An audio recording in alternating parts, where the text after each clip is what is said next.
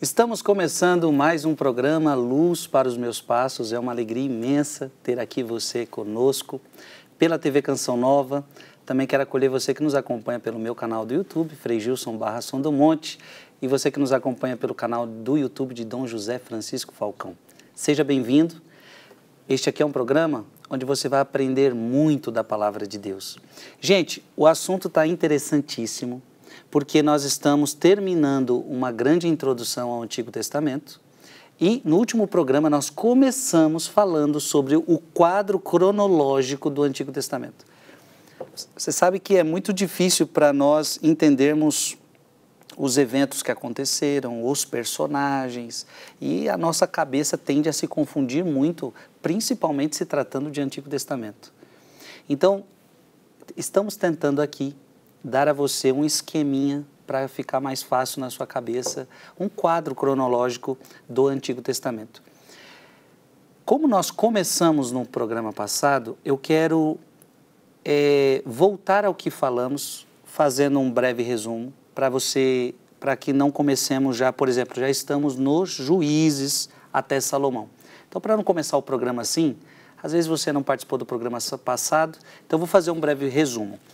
A ideia aqui, então, é tentar fazer uma sequência dos acontecimentos históricos, dos personagens mais importantes e tentar datar mais ou menos em que ano aquilo aconteceu.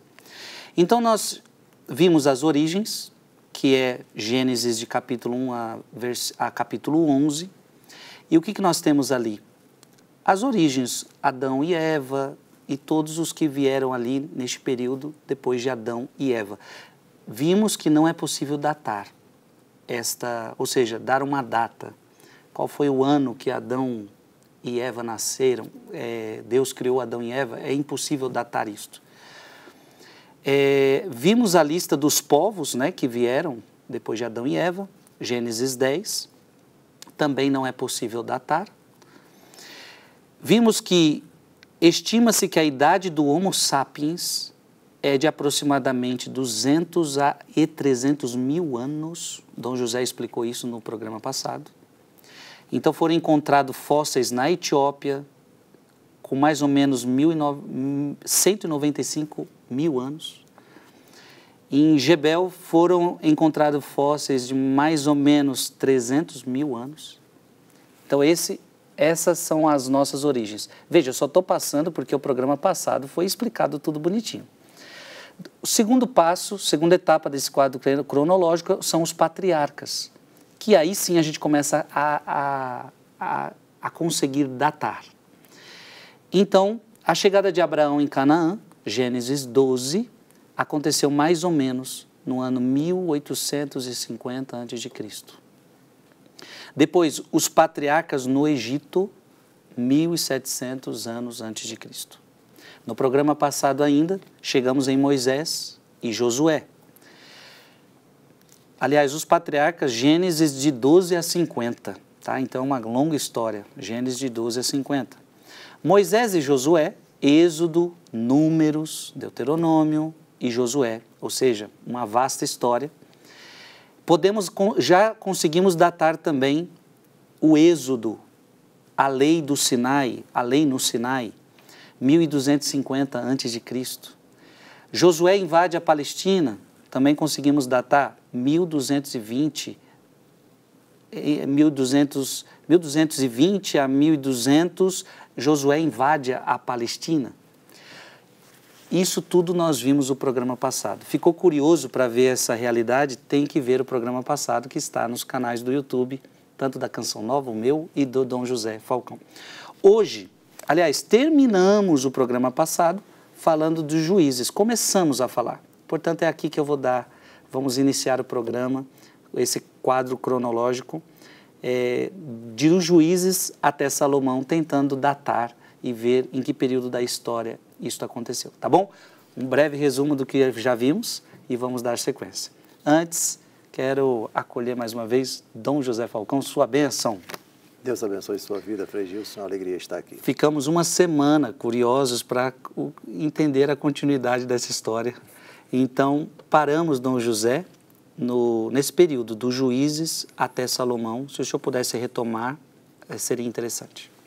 A conquista da terra acontece depois da morte de Moisés. O povo entra na terra prometida, tendo à frente Josué. A tarefa de Josué, com o seu exército, é conquistar a terra. O livro de Josué descreve que a terra foi conquistada com 31 batalhas. Depois que a terra é conquistada, há uma divisão da terra por tribos. Todas as tribos, com exceção da tribo de Levi, que é a tribo sacerdotal, os sacerdotes são responsáveis pelo culto, dedicação integral, e suas famílias também, para a manutenção do culto e dos sacerdotes e seus familiares. As tribos mandavam para o culto provisório, para o templo provisório, as suas doações, chamadas de primícias. Depois veio o dízimo. Então, a tribo de Levi era mantida com a ajuda das outras tribos. E é nesse período, agora que cada tribo tem a sua terra, que Israel sente a necessidade de uma liderança, uma figura carismática para, digamos assim, resolver as principais dificuldades, discernir, decidir, punir, se for o caso, enfim, para manter as tribos coesas. Era uma confederação de tribos, ainda não havia a realeza. E esse período dos juízes, o nome é dado não apenas ao livro da Bíblia, que descreve a saga de Israel durante esse período, mas também as próprias pessoas. Eram pessoas que julgavam, que discerniam, que tomavam decisões, escolhidas das diferentes tribos. É o período que vai do ano 1200 a 1025. Então, mais ou menos 200 anos vai ser esse período. O livro dos Juízes descreve 12 juízes. Há quem defenda que Samuel também foi um juiz. Eu me inclino pela alternativa não foi um juiz, mas ele fez uma transição. Considero, então, escolhi a alternativa das fontes que eu escolhi para preparar esse quadro cronológico, Bíblia de Jerusalém, Bíblia Palavra Viva, Bíblia Ave Maria e a tradução, a Bíblia da CNBB. Então, aqui estão os juízes. Otoniel, Aode, Sangar, Débora e Baraque, digamos assim, um assessor, Gedeão e Abimeleque, Tola, Jair, Jefté, Abezã, Elon, Abdom e Sansão. Talvez Gedeão e Sansão sejam os mais famosos. Gedeão por causa do velo e das grandes batalhas que ele assumiu, e Sansão pelo episódio de ter casado com Dalila, a força descomunal que ele recebeu, Dalila o traiu, o cabelo dele foi cortado, foi preso pelos filisteus e o final da vida dele é o suicídio que ele cometeu. Não foi propriamente suicídio, porque Deus autorizou. Se Deus autorizou que ele morresse, não temos um suicídio no sentido bíblico do termo. E a famosa história de Sansão. 200 anos depois, ou seja, após Sansão, Israel vai sentindo a necessidade da realeza. E todos eles pedem a Deus Todo-Poderoso, já estamos no tempo de Samuel mais ou menos no ano 1040, eles pedem a Deus um rei. O Senhor permite que... Então aqui começa o rei. A realeza começa com Saul. Ai, que legal. O primeiro rei de Israel é Saul, não é Davi. Davi vem depois. Só que Saul cai em desgraça. Faz o que não é agradável aos olhos de Deus, etc. Consulta Pitonisa, uma mulher que consulta os mortos, etc. Consulta os mortos, Samuel já tinha morrido, e aí Deus permite que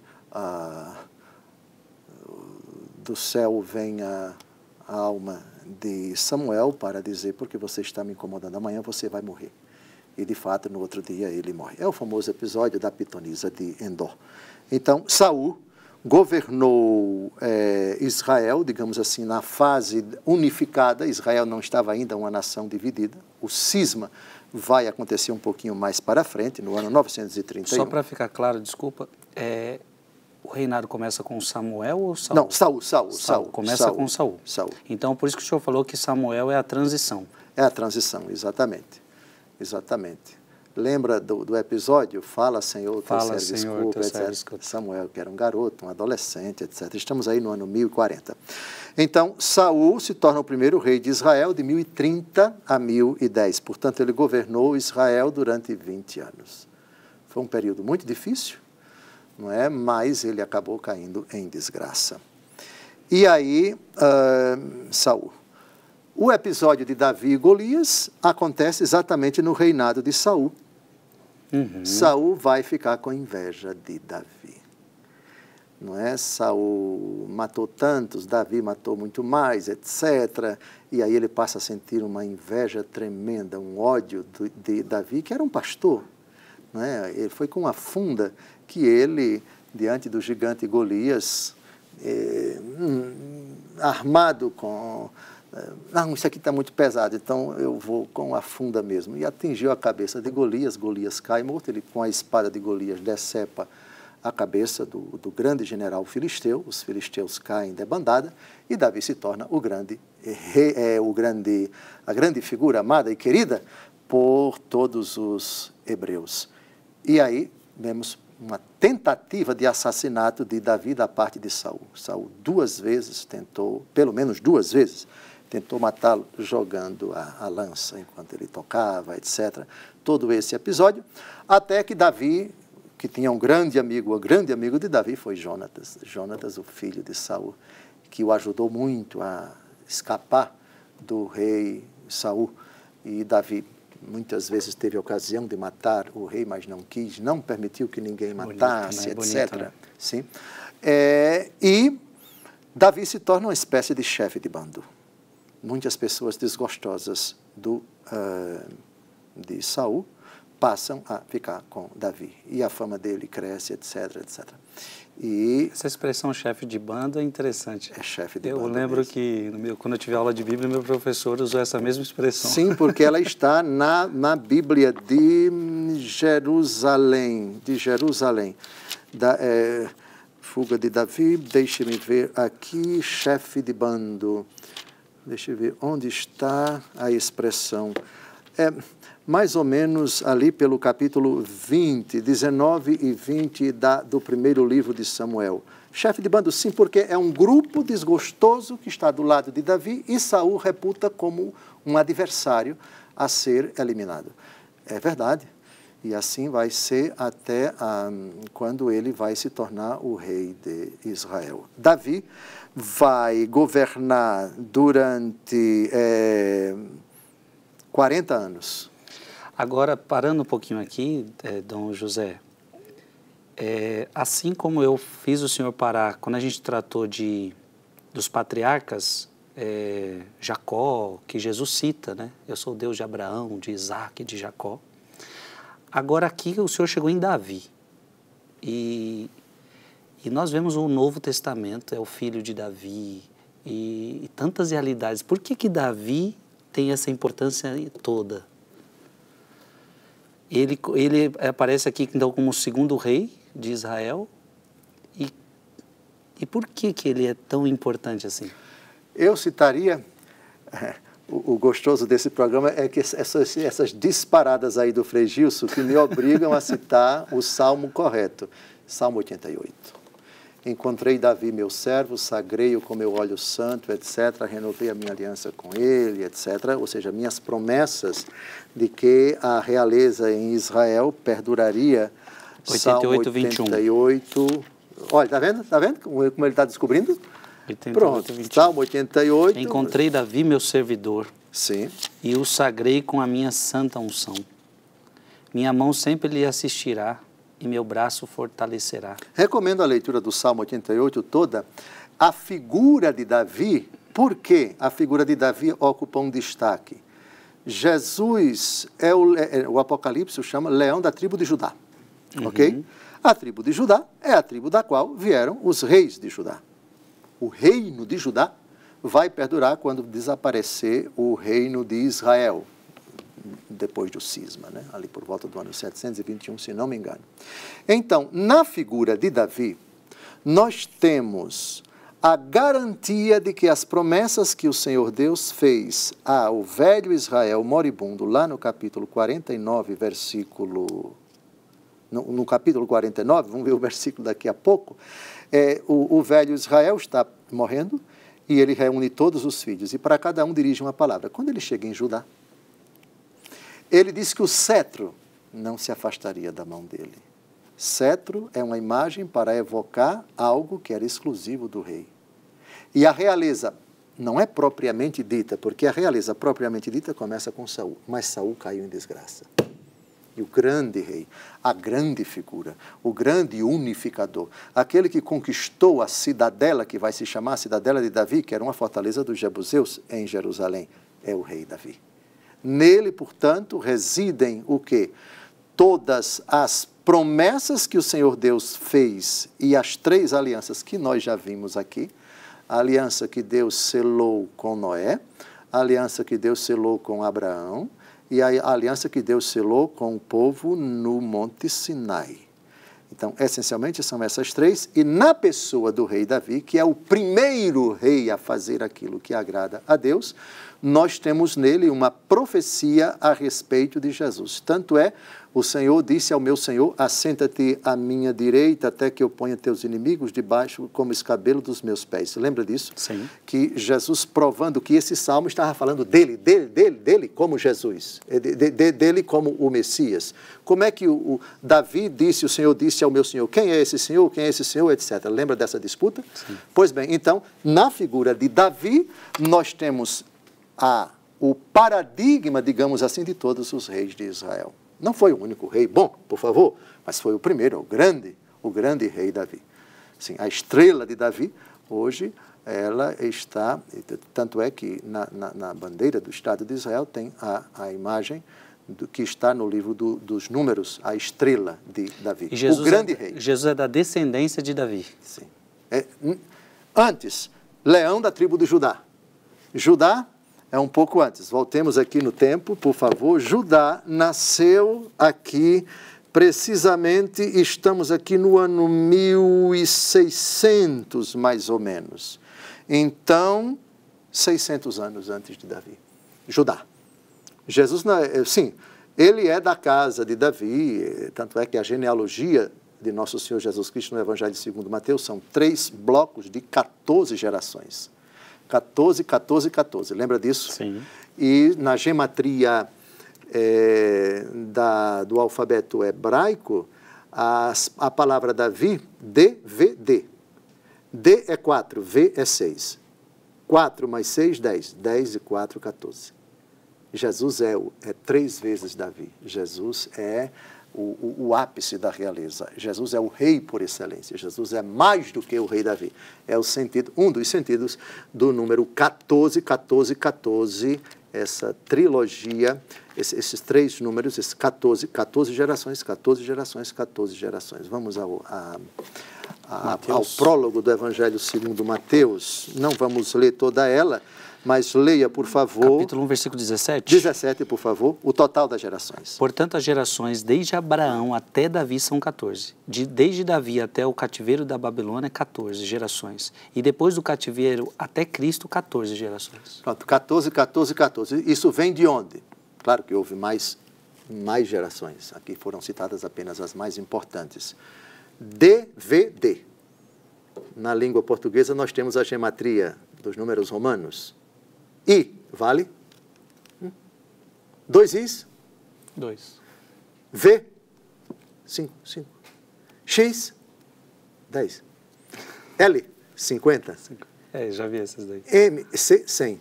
M, 1000, né? Não sei. M é 1000.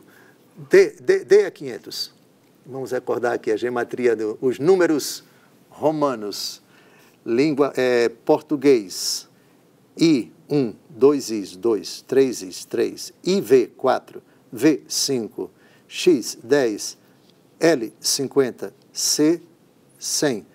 D, 500, M, 1000. Parece que é assim. Pronto, os números em algarismos romanos. Isso é gematria da nossa língua portuguesa. Na língua hebraica, cada consoante tinha um valor. D4, V5, D4. Some. V6, V6. D4, V6. DVD, David ou Davi. Só que na língua, naquele tempo não tinha o vogal. Então, DVD. 4, 6, 4. 4 e 6, 10. 10 e 4, 14. 14. Então, 14 é o número do rei Davi. Então, Jesus é 3 vezes o rei Davi. Jesus é o rei por excelência. Então, respondida a sua pergunta, por que Davi é tão importante para nós cristãos e para o próprio Jesus? Que citou pessoalmente o rei Davi ao falar, o Senhor disse ao meu Senhor, senta-te à minha direita. O Salmo 109, vamos ao Salmo 109, que foi citado por Jesus, ou seja, dos lábios de Jesus, aí, do próprio Senhor, aí nós temos realmente o porquê de Davi ter ocupado 109, Salmo 109, pronto. Leia, versículo 1, só o versículo 1. Salmo de Davi. Eis o oráculo do Senhor que se dirige ao meu Senhor. Assenta-te à minha direita, até que eu faça de teus inimigos o escabelo de teus pés. Perfeito. Aí, o que é que acontece com nosso Senhor? Nosso Senhor vai pegar esse texto para calar a boca, não com essa linguagem, por favor, para calar a boca dos seus adversários.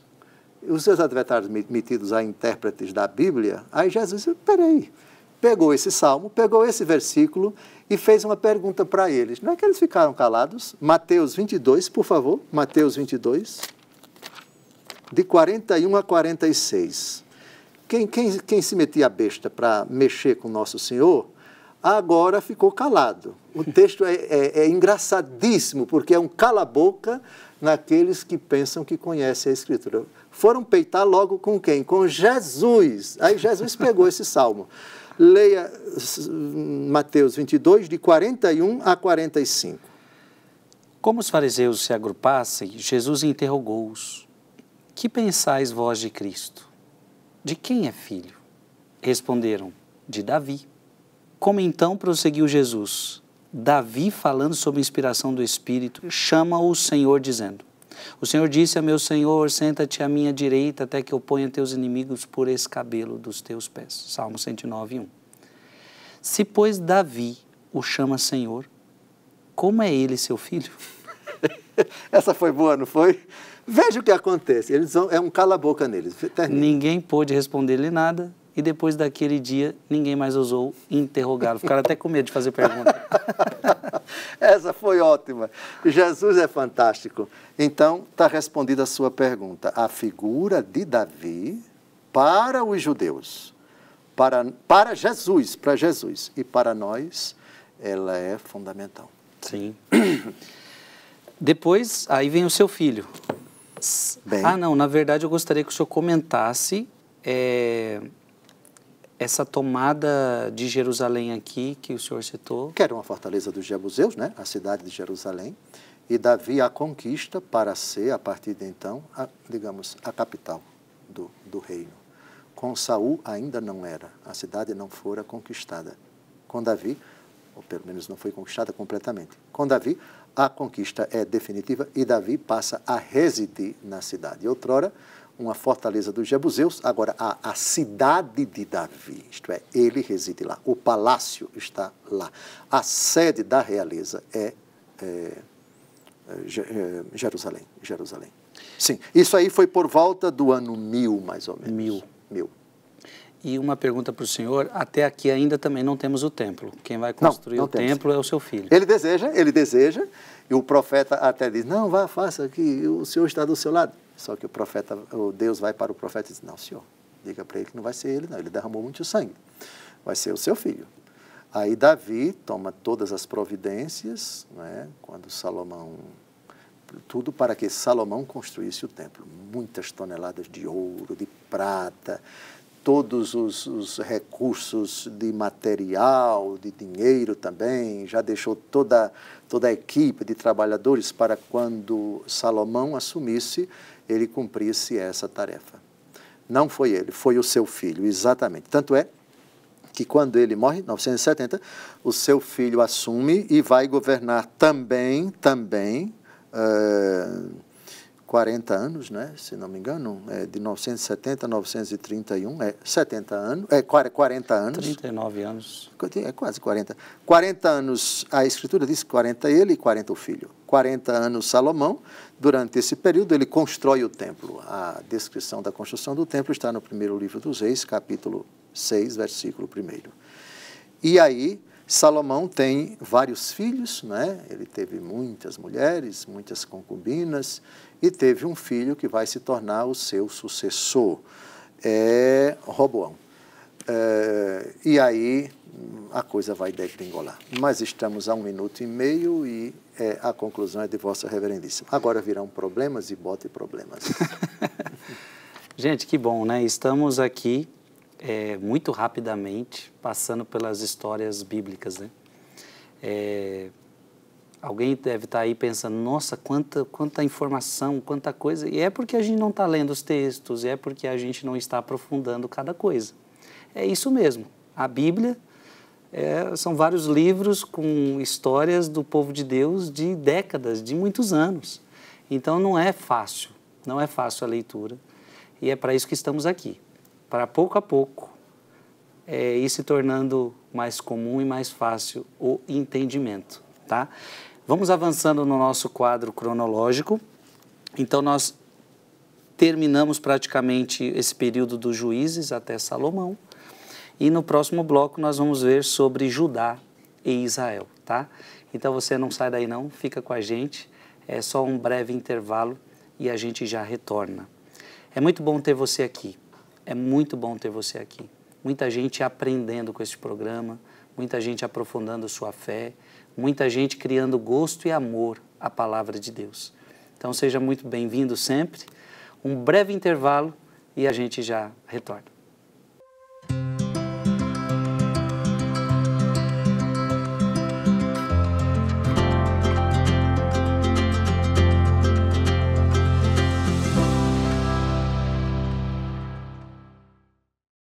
Estamos de volta ao programa Luz para os Meus Passos. Sempre é bom ter você aqui conosco.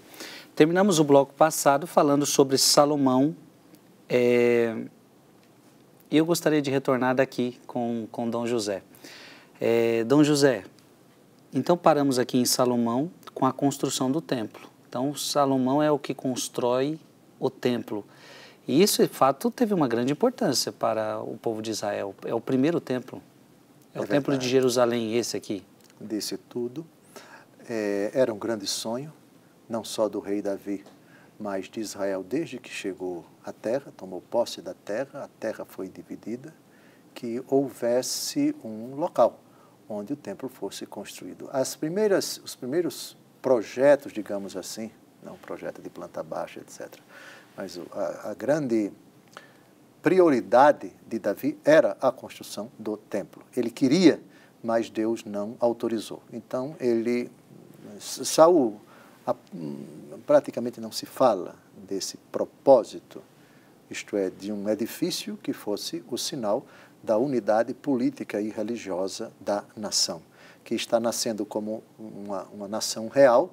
A realeza começa com Saul. Saul fala muito pouco disso, praticamente não fala, mas é Davi quem retoma isso. Não lhe foi autorizado.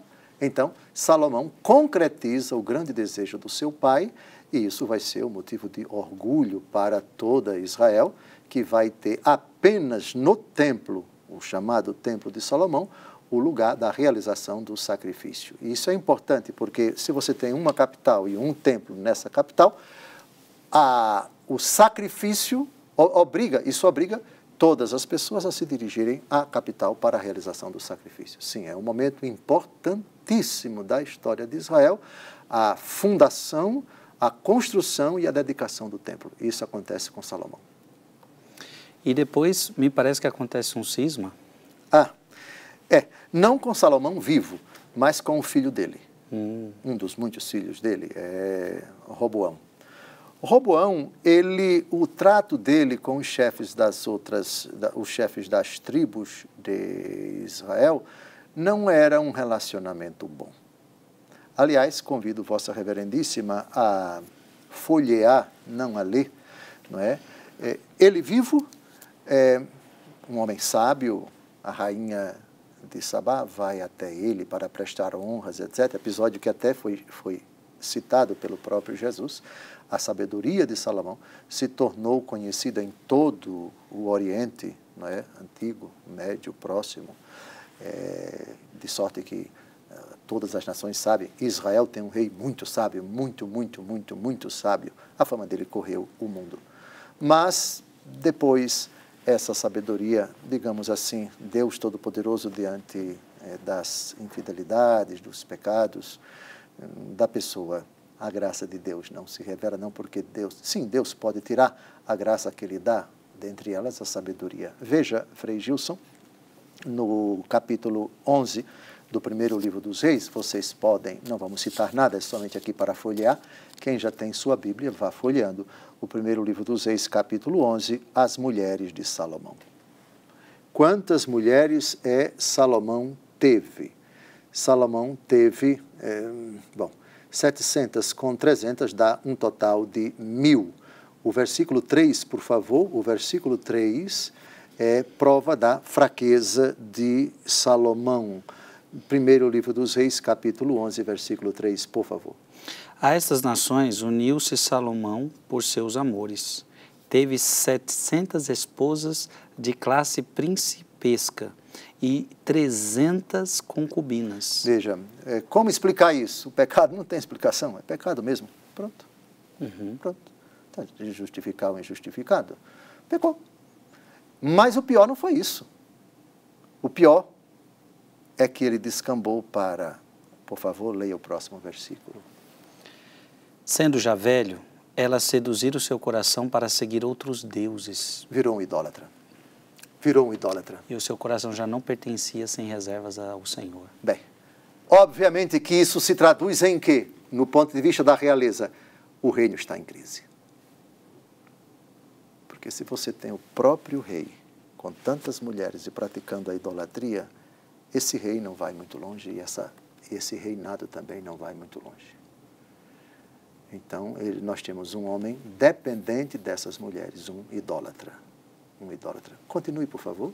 Agora, uma pergunta antes.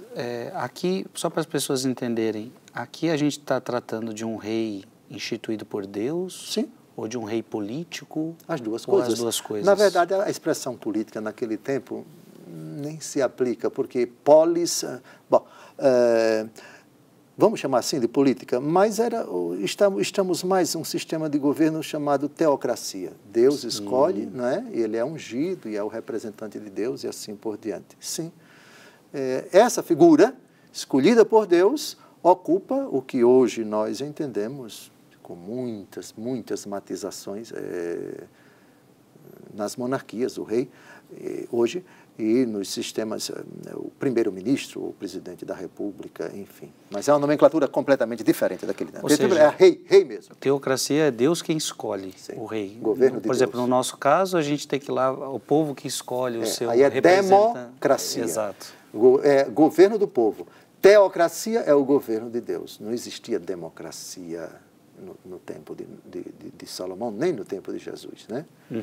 Bem, ficou claro aqui, olhe como o reino começa a se fragilizar. Salomão com essas mulheres. Aí, veja o que é que Deus manda. Inimigos externos de Salomão. Veja a partir do versículo 14. Leia o versículo 14. O Senhor suscitou um inimigo a Salomão, Hadade, o Edomita, da linhagem real de Edom. Lembra de Edom? O filho de Ló? Filho de Ló. Cuja filha o embriagou e ela fez sexo com ele e quando ele acordou ele nem lembrou. Edom. Onde hoje mais ou menos é a Jordânia. Bom, seus pecados, Salomão. Isso vai ter um preço, o inimigo. O reino dele até então era um reino de paz. Salomão vem de Shalom. Shalom é paz. Só que ele enveredou por esse caminho. Mulheres e idolatria. O reino começa a se fragilizar. Ou seja, quando o rei que está à frente de um povo está antenado a Deus, está próximo de Deus, esse reinado tende a ser frutuoso, tende a ser de sabedoria e de paz. Quando ele se afasta de Deus, tudo descamba. Perfeito. Bem, e aí, diante das incoerências, das idolatrias, dos pecados do rei Salomão, Jeroboão, Salomão ainda está vivo, Jeroboão começa a se revoltar contra ele. Temos a partir do versículo 26 até o versículo 40. Então já temos um inimigo declarado de Salomão, Jeroboão. Versículo 26, filho de Nabate, efraimita de Sareda, sua mãe era uma viúva chamada Sarva. Ele estava a serviço de Salomão e revoltou-se contra o rei. A causa da revolta está aqui, não vamos citar, eu remeto vocês à leitura. Salomão, então, começa a sentir na pele o preço dos pecados dele. E isso vai longe. Não vai se consumar com Salomão vivo, mas Salomão, ainda se ultimando, sabe que tem um inimigo ferrenho e ele talvez nem imaginasse no que isso ia dar.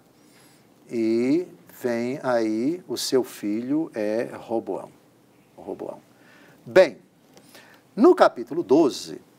do primeiro livro Só para explicar para as pessoas, aqui a gente já entrou num reino num outro quadro da história, ainda Judá não. e Israel? Ainda não. Vamos sim. Primeiro, Salomão vai morrer, o seu filho Roboão vai tomar posse, mas quem era inimigo do meu pai acabou se tornando meu inimigo. Entendi. Isto é, Jeroboão, Salomão vivo, já era inimigo dele. E olhe que era assessor dele. Sim. Se revoltou contra ele. E aí, agora ele só vai esperar o quê? Digamos assim, a cereja do bolo. A imprudência de Roboão, filho de Salomão, quando ele assumiu o trono. Aí ele vai fazer uma assembleia em Siquém. Siquém é a Sicar. Lembra do poço de Jacó, a samaritana, Jesus e a samaritana? Sim, sim. Sicar. No tempo de Salomão se chamava Siquém, hoje é Nablus, Monte Garizim, né, dos samaritanos. E aí ele faz uma assembleia, sintetizando a assembleia, que está no primeiro livro dos Reis, capítulo 12, a assembleia termina da pior maneira possível. E aí os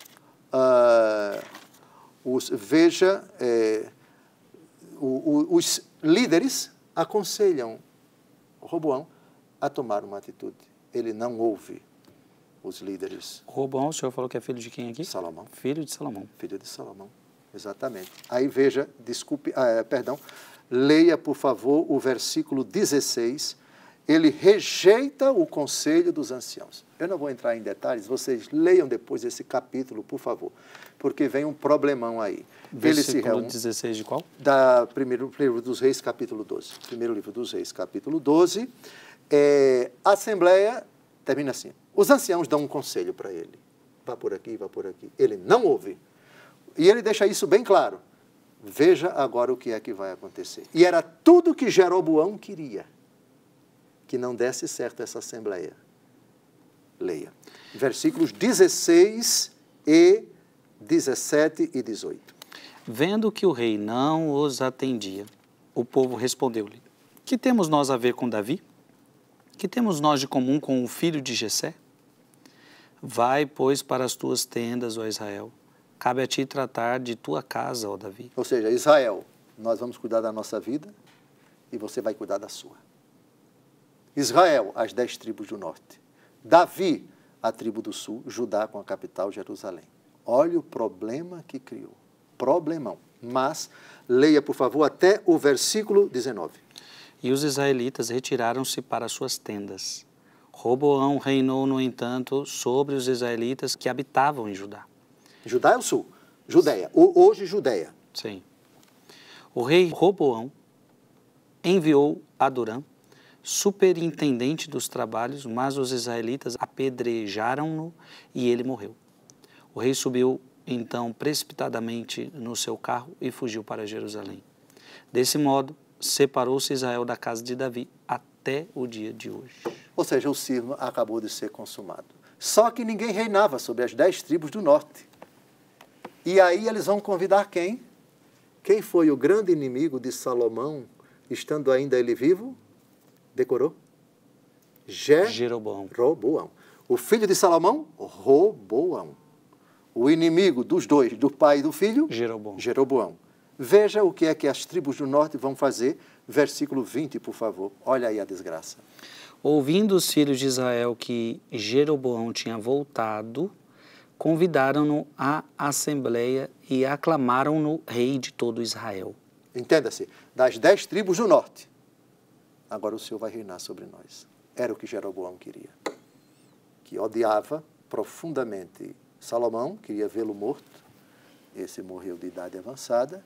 E agora, o grande adversário do filho de Salomão, Roboão.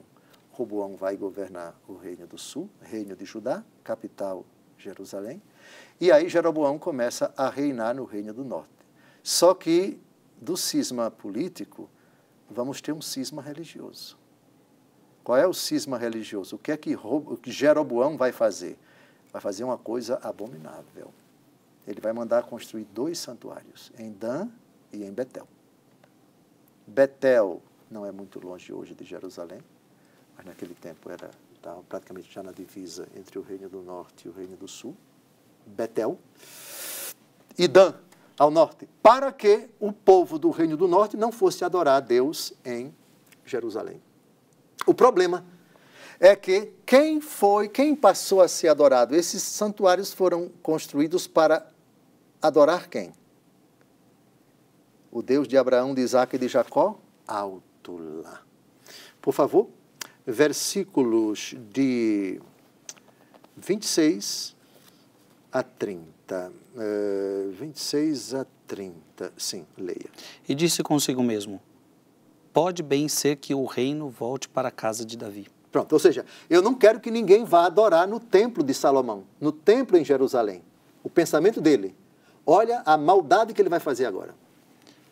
Se o povo subir a Jerusalém para oferecer sacrifícios no templo do Senhor e seu coração se voltar para o seu Senhor, Roboão, rei de Judá, eles me matarão e se voltarão para Roboão, rei de Judá. Pronto, agora veja a impiedade que Jeroboão vai fazer.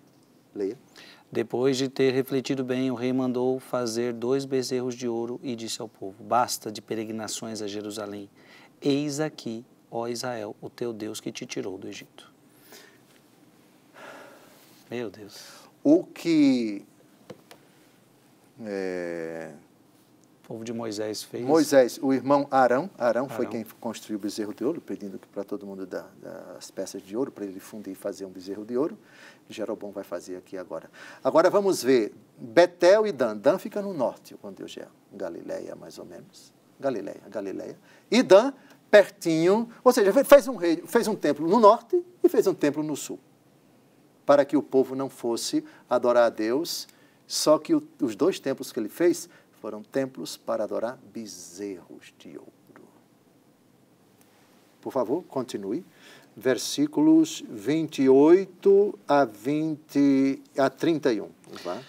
O que fica também confuso, talvez na cabeça de muitos de nós, é que, ao mesmo tempo que o nome daquela cidade se chama Judá, mas ao mesmo tempo tem uma pessoa com o nome Judá, então existe muito isso na Bíblia, né? Tem. O nome do local é Judá, mas existe o Judá, foi o filho... Como Edom? Edom. Os Edomitas. Edom era uma região, Monte Nebo hoje, Jordânia. Edom é uma região e é o nome de uma pessoa que é o filho de Ló com uma de suas filhas. E às vezes a gente tem que ter essa capacidade de entender quando está falando da pessoa e quando está falando do local. Exatamente. Continue agora, veja a desgraça aí sendo construída. É do 28 ao... Avante. Depois de ter refletido bem, o rei mandou fazer 2 bezerros de ouro e disse ao povo, basta de peregrinações a Jerusalém, eis aqui, ó Israel, teu Deus que te tirou do Egito. Pôs um bezerro em Betel e outro em Dan. Isso foi uma ocasião de pecado, porque o povo ia até Dan para adorar um desses bezerros. Pois é. Bom, aí toda a história do Reino do Norte, vamos ver profetas que exerceram o seu ministério no Reino do Norte. Olha o problema. O Reino do Sul, o único templo é para o verdadeiro Deus.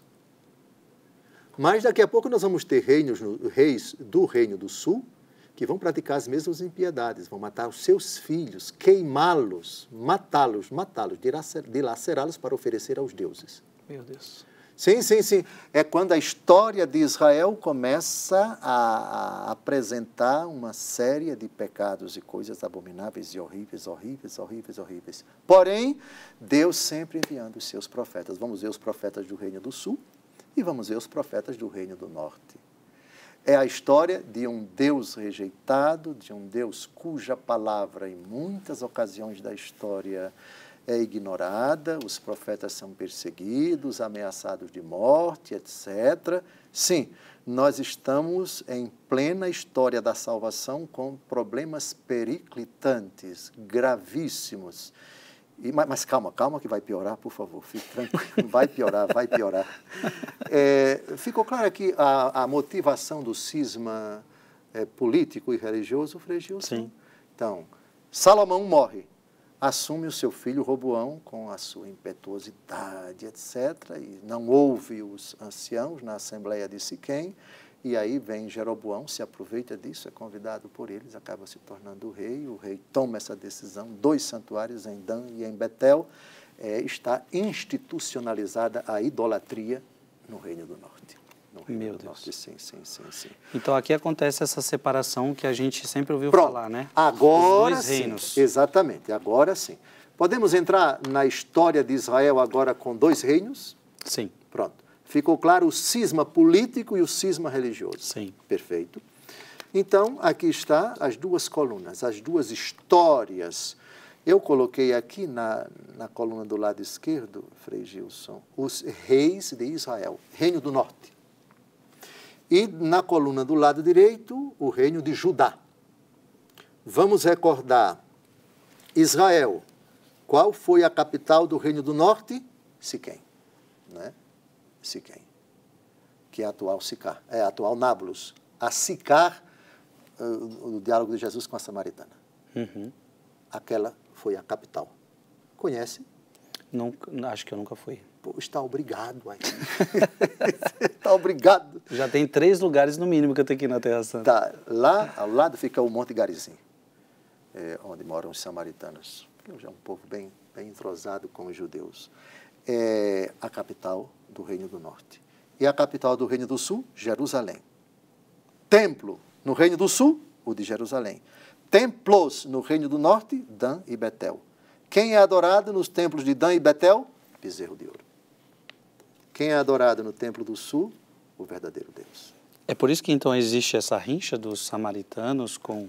Não, por enquanto não existia. Atenção, vamos chegar lá na queda da Samaria, no ano 722. Não se aveste, porque vamos começar... É porque o senhor disse que é o mesmo lugar hoje, eu achei que tinha a ver essa... Tem. Vocês foram para a idolatria e Sim. a gente se manteve fiel. Tem. Só que a palavra samaritanos aparece mais na frente. Mais na frente. Essa nomenclatura ainda não existia. Então vamos aqui agora, Reino de Israel. Jeroboão I, é o grande inimigo de Salomão, e depois de Roboão. Depois vemos Nadab, Baasa. Eu não vou dizendo as datas porque elas já aparecem aí, não é? Ela, Zambri, Onri, Acabe, esse aqui é famoso, casado com Jezabel, o grande inimigo do profeta Elias. Aqui estamos no tempo do profeta Elias. O nosso grande herói exercitou o seu ministério no Reino do Norte, enfrentando essa mulher que dizimou praticamente todos os profetas de Javé e colocou os sacerdotes de Baal para atuarem no Reino do Norte. Quantos sacerdotes? Quantos sacerdotes Elias matou? 430? Não, Bote mais 20. 450, 450. 450. 450. Ele matou com as mãos dele mesmo. Matou com as mãos dele. Entendeu aqui a importância de... É o primeiro grande profeta, que vai ter o privilégio de ir para o céu como carro de fogo. Carro de fogo, aparece com Jesus na transfiguração. Sim, depois. Também, perfeitamente, bem lembrado.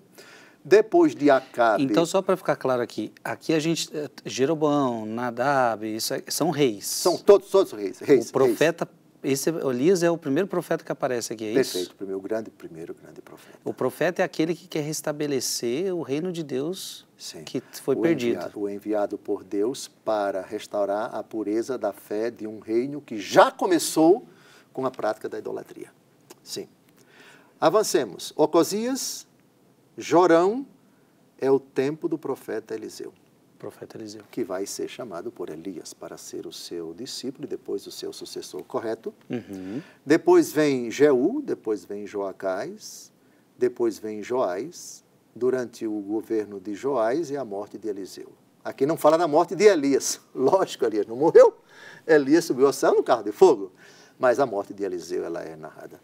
Depois Jeroboão II, depois Zacarias, não o profeta, mas o rei. Depois Selum, depois Manaém. Depois Faceias vai ser morto por Faceia, que vai substituí-lo. Depois Oséias, que não é o profeta, é um rei. Depois, o que acontece no ano 722 ou 721? A queda da Samaria, o reino do norte. Né?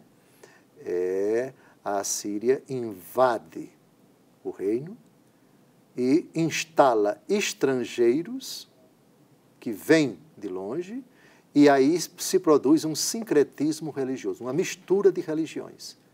É a origem do povo samaritano. Aqui é mais ou menos essa época. Qual foi o momento que houve a queda do primeiro templo de Jerusalém? Não. Aqui acontece? A queda do primeiro templo de Jerusalém vai acontecer um pouquinho mais para frente. É mais para frente. Mais para frente, exatamente. Aqui ainda estamos no Reino do Norte. Do Norte, tá certo? Reino do Norte.